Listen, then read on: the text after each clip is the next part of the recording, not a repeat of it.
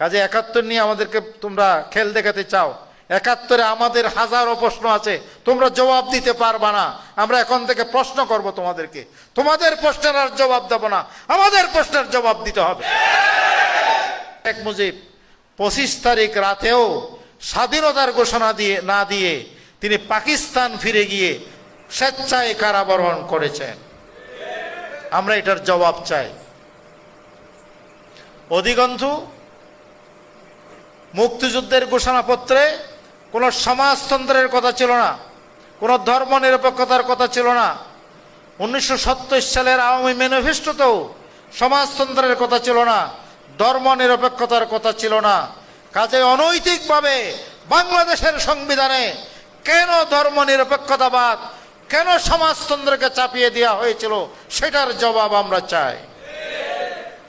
আমরা জবাব চাই 16ই ডিসেম্বরে কেন মুক্তিযুদ্ধের সর্বাধিনায়ক এমএজি উসমানীকে হটিয়ে দিয়ে কেন অরোরা স্বাক্ষর করেছিল, তার জবাব চাই।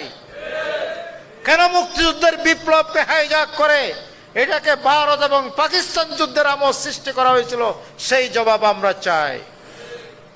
আমরা আরো জবাব চাই 1972 সালে বাংলাদেশ স্বাধীন হওয়ার পরে শেখ মুজিবুর রহমান এবং ডক্টর কামাল হোসেন কেন 6 জানুয়ারি পাকিস্তানি পাসপোর্ট গ্রহণ করেছিল এবং সেই পাকিস্তানি পাসপোর্ট নিয়ে বাংলাদেশে এসে কেন বাংলাদেশ অবৈধভাবে শাসন করেছে, তার জবাব আমরা জানতে চাই।